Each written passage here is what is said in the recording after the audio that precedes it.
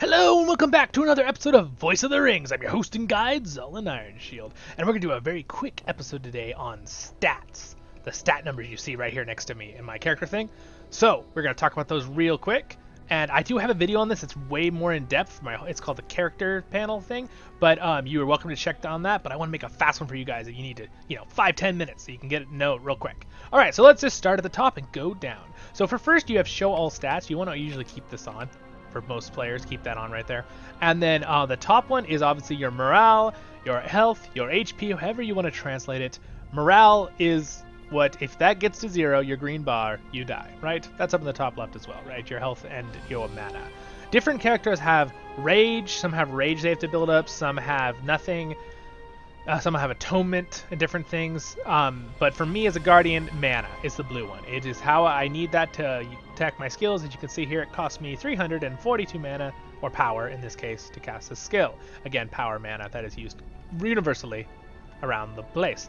Alright, armor is the top one. As you can see right now, my armor is 513,531. There's a lot of flipped numbers there right there, right? Again, it's real tiny. I'm sorry I cannot blow this panel up. Otherwise I would for you guys. That's why I'm reading it. It is rather small though. And then we also have, you know what? Hold on. Let me see if I can blow it up for you. Nope, I just did a little look. I cannot blow it up for you. I'm so sorry. But we will keep going. All right, so might. Now, how do you know if you're what character you need the stats for? On what character? Class? Well, this is a very good question. Okay, so we're going to do this really easily. Take your mouse, hover an ability, right, or a stat. I'm hovering might. It says right here, as a guardian, your might is very important to you, for you. Might increases your physical mastery, block, and parry rating. So again, as a guardian, I need might. The same thing goes for my vitality, and it says that. So if it ever says, as a insert your class, very important to you, you know that it's important to you. If it doesn't, for example, let's say will. As a guardian, will increases your tactical. It just says, as a guardian, will increases your tactical mastery rating, tactical mitigation, and resistance rating, okay? So anyway, this is okay, but again, if you look at vitality, it says, as a guardian, vitality is very important to you. Very important to you. Those are the words you're looking for to know which one is the one you need. All right, good. Now we're keeping moving on. So, might. Sometimes they give little different things on different classes, but they're usually about the same. So I'm just going to do it from a guardian's perspective here. So again, as a guardian, might is important for you. Increases your physical mastery rating, block rating, and parry rating. Don't have to remember all of these, but we are going to talk about these in more depth at the bottom in a minute. These abilities they're talking about, or terminology. As a guardian, agility increases your critical rating, parry rating, and evade rating. Now some of these are very self-explanatory. Evade rating. Everyone knows what the word evade means, I'd assume, right? You're dodging something, you're getting out of the way of something, right? Parry rating is, parry means to block, but it's a different thing than blocking, okay? So parrying usually is the act of parrying with a weapon, right? So think of like a French duelists, right? With, doing a duel with their little, with their sabers, right? They usually the parrying means you're parrying with a sword. Blocking is usually you block with your arm or a shield or that terminology, okay? So just remember that. Critical rating, that means how high chance you crit, right? All right, so we'll talk about it more in a second. Vitality is important to you as a guardian, and important also to like champions and captains and like other classes too, of course. It'll tell you on your class. Just look. Vitality increases your maximum morale, which is your health, right? Resistance rating, which is how strong you are against like fire and poison and things like that. And non-combat morale regen, okay? So that means your combat out of combat. So non-combat means you're out of combat. You means you're not holding up your weapon in the air. You're not fighting. Okay, so that's what that means. Faster morale regen. All right, will as a guardian increases your tactical mastery rating, tactical mitigation, and resistance rating. Again, tactical mastery rating would be things that I'm doing that are magic damage. Guardians don't really have much of this magic damage. I have one ability that I know will help. Is War Chant, and it does light damage, which is a type of magic kind of in this game, but it's like a voice light damage. So will is very good, but it is not for guardians. Guardians do not need a lot of will. It also increases your tactical mitigation rating, which is good, means how much damage you can take from magic, right? So that's pretty good. And resistance rating again. But if we go back to vitality, that also increases our resistance rating, right? All right, agility. We actually skipped agility, didn't we? Oh, no, we talked about agility. All right, agility is very important for hunters and burglars. Off the top of my head, there's one or two other classes too. Fate. So as a guardian, fate increases your critical rating. Again, it doesn't say very important, but as you can see, I do have quite a bit more than other stats because it increases my in-combat morale, can't say that word right now, morale regen, which is health in combat when you're fighting, and tactical mitigation. Again, that's the important one, and it actually does it at a higher rate, I believe, than will. And your power regen, all right? So, which is in and out of combat the same, I believe. All right, critical rating. So, critical rating is a certain amount. Again, it usually comes from agility, right? Critical rating. But also there are items that will have critical rating on them. For example, if I hover this and you notice this helmet has might, vitality, fate, critical rating, and incoming healing.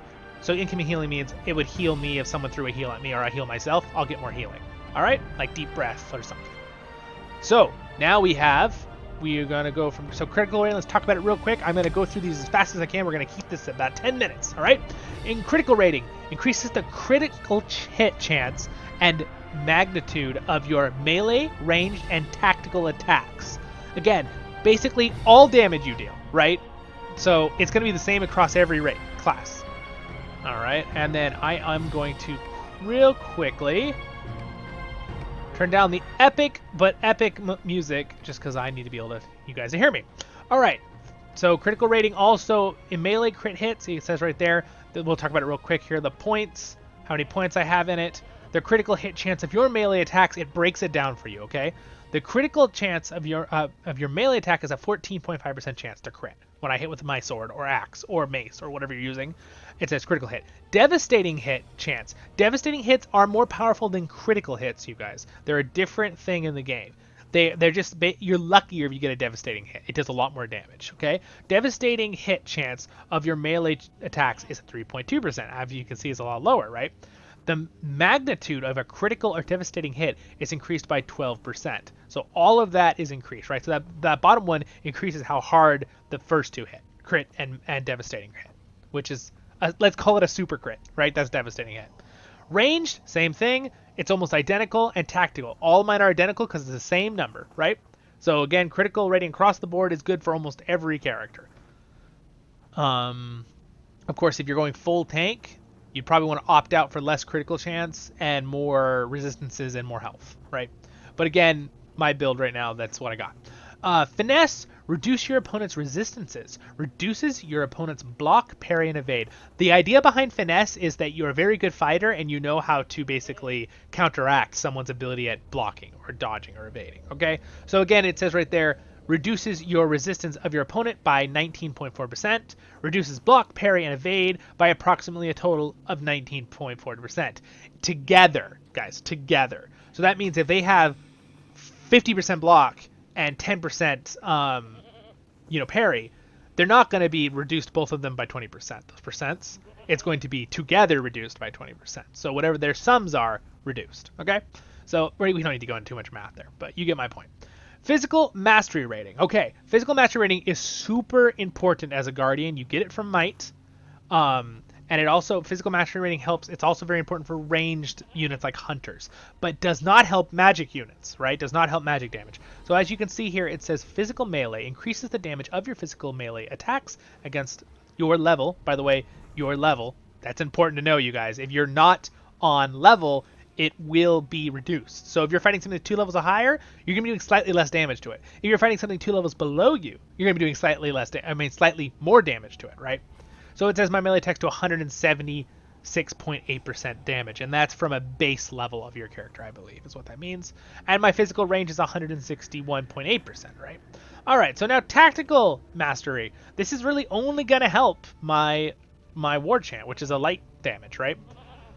So, and actually, does tactical mastery might increase my heals? I do not know that off the top of my head. I believe it might, actually. I know it helps people's healing. If you're a healer, like a minstrel, it would help.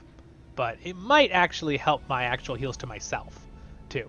But anyway, moving on. Yes, it does. It does. Tactical mastery increases your total damage you deal and healing done by you.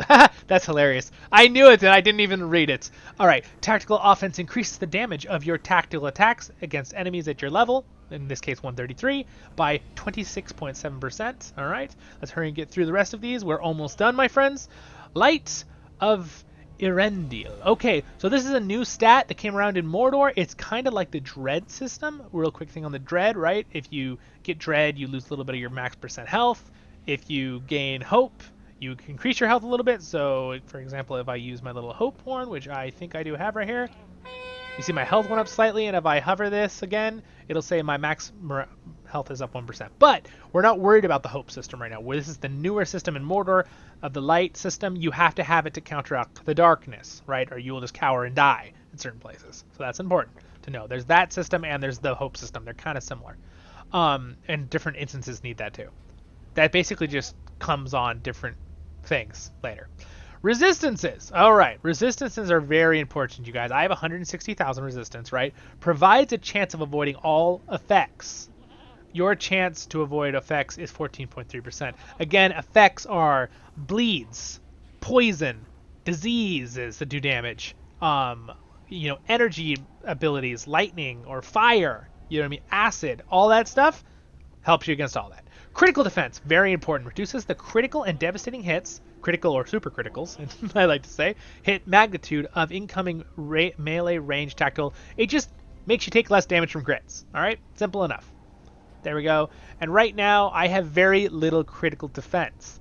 I only have 1,000. So as you can see, my critical defense reduction is 0.2%.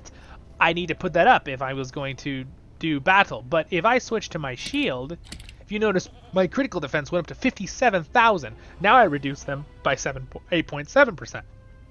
And that is because the shield itself has critical defense, 56,000 on it. All right. So again, my gear, I need to probably get some more on my gear if I'm going to be in an instance with a two-hander later. All right, so now you know what critical defense does. Incoming healing increases the amount of morale which you are healed by 7%. All right, so that's good to have as a tank too, because either your own heals on yourself, or if a healer's healing you, you get healed more. It's pretty self-explanatory. Again, here's the avoidances. We're going to talk avoidances real quick, all right? All right, I'm trying to get through this. We're almost done, guys. Look, there's only these last stats. All right, block. Block you can only block if you have a shield. So if you notice right now it says NA, if I put a shield on, boom, suddenly I have a ton of block. And you can see right here, my block chance with my weapons on, my shield on, is there's two kinds of things too. There's a block and a partial block. That works the same way with parry and evade. Okay, so a block, you just block the damage. You don't take any damage. 7.2% chance. The parry block or the partial block, it's an 11.5% chance, higher chance, but when you partially block an enemy attack is reduced by 16%. So you still get hit by it, you still get hurt, but it helps, okay? So that's the difference of those two things. Now parry, you can only parry if you have a weapon. So if I took my weapon off, for example, let me just pull my weapon off here, you'll notice it goes to NA. So you cannot parry with a weapon. So if you get disarmed, which is you can't get usually block disarmed. You can only be disarmed parrying, right? So if you get disarmed, you actually don't have parry for a little bit when you're disarmed. But anyway, your chance to parry 11%, same thing as block. You have a partial chance to parry, and it reduces your damage with parries. These are all kind of added up together, right? And then evade is pretty low. It's a 2.9% chance and a 4.5% chance to partially block. Evade usually comes from agility, and as you can see as a guardian, I only have a tiny bit, and that is the reason why it's not very high. Burglars would have far more agility, so they have more evade. Melee attacks, okay. So melee source damage, these are not really... Melee defense. Okay, so these are different. If you had a certain stat on that gave you melee defense, that would matter, but in this case it doesn't because I don't really have any of the stats on for that, so don't worry about that. That's the mitigation thing. That usually from a buff or certain armor you put on, you can mitigate certain things, but I don't think I have anything yet that would do that right now. So don't worry about that, but anyway, it sounds what it does. It just it reduces damage taken from range, tactical, and melee. It's kind of the same thing as at the top. So that is important to have, though, damage source. And then also, if you notice here, I don't know why they have that one, because here's what the actual ones that matter at the end here. Physical mastery, physical mitigation, okay? Physical mitigation comes from your armor. So if you notice, when I have my two-hander on, I have 513,000. But if I put my shield on, you notice it goes up to 637,000. And now we're going to hop back up to armor real quick and hover armor. You can notice it reduces your damage taken by 100%. 20% of your armor value is added to your non-combat mitigations. Okay, so again, mitigation is important. It reduces the damage you take from, it says right there, reduce damage from physical damage, orc, craft, there's different types of damage, guys, in this game. You'll notice if you hover any weapon in the game, it'll say, you notice here's a couple ones. That one has common damage. The one I'm using right now, the axe, has ancient dwarf made damage. They have slightly different things, and you can penetrate some people easier than others, creatures with different kinds of magic weapons, right, and craftsmanship. So again, foul wights or evil dead, you have a 13% chance to take less damage from their physical attacks. You have a 13.8% chance to take less damage from orc mitigation.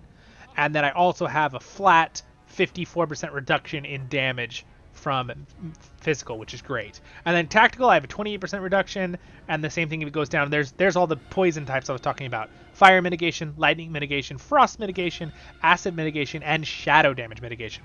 Those are the main categories. I believe that diseases don't usually poison. If they are poisoning you, they're probably an acid damage or a shadow damage, a disease. So that's why those are the main types of damage. Anyway, you guys, we did it. We got through all of the different stats here on the stat side. So I hope that helped you out in Lord of the Rings Online to know a little bit more about your stats in the Lord of the Rings Online. Here's a quick little video on it. It took a little longer than I thought, but really wanted to go through it for you guys. So you guys have a wonderful day in Middle-earth. I will see you in the next episode of Voice of the Rings, and I hope you will subscribe and like, because it really means a lot and helps with the channel, and even leave a comment if there's other stuff you want me to help you make in the future. So click that subscribe button right there. Next episode's on the top left, and main playlist LOTRO Tales there. You guys have a wonderful day in Middle-earth.